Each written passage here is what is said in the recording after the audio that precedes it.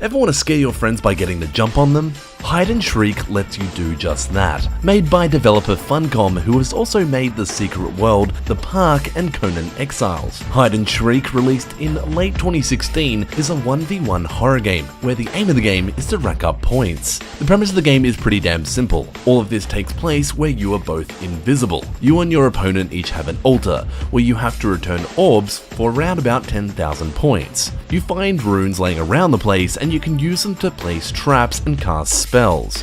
When the traps get triggered, you score points. However, you can also fall into your own traps. When your meter down the bottom fills up, you can also jump scare your opponent. This also gives points if you're successful. If you scare your opponent 3 times in a row, the game ends. If the timer ends, the game is over and the points are tallied up. The wonderful thing about all of this is that you build your own strategies and it becomes a game of listening and hunting, as well as kind of predicting your friends' movements. I played this both with Val and Cameron at separate times, and it's a good time for a few rounds per sitting. I generally scrambled at the start to rack up some points, and then for the remainder of the game, I set out to scare the crap out of my opponent. In this circumstance, just to show you what I mean, I set a spook trap, I then set a lightning trap, and then once he triggers both of them, I'll run over and then I'll scare him. It's a trifecta of spooks. Here is the trap in action.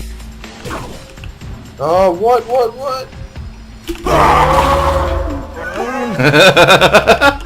That was a triple. That was brutal.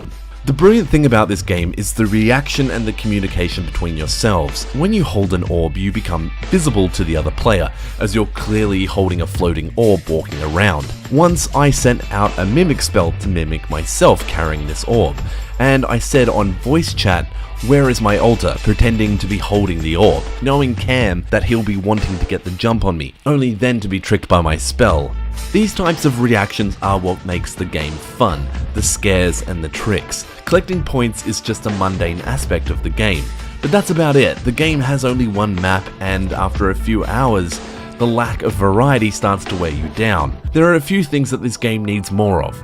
More locations, more spells, and ease of access to unlock the masks that are hidden behind the leveling system. The game's level system has you level up the more you play, and skins and accessories become unlockable. The downside to this is that you have to play this game a lot, but sadly due to the lack of variety, you'll only get an hour or so out of this game before moving on to something else, so you won't really unlock that much, maybe 3 masks and 3 or 4 accessories. I'm sure in the future more maps and spells will come out, but at the moment it's really lacking variety within the game, and for that it suffers greatly. The game costs $5 at the moment, and it's probably worth half that. You gotta play this one with mates. The negative reviews on Steam only complain about long wait times, and those are generally from people who aren't playing this without friends, which doesn't sound fun at all. Like, the whole point of it is to be scaring your friends, not some random that you've never met. Add this one to your wishlist and buy it on sale. It's fun for an hour or so. If you like what you've seen here and you want to see more, hit the like and sub button. Check out our curator page on Steam and come by and have a chat. I'll leave a link below. This is Shawnee Maurice from Hihu. Thanks for watching.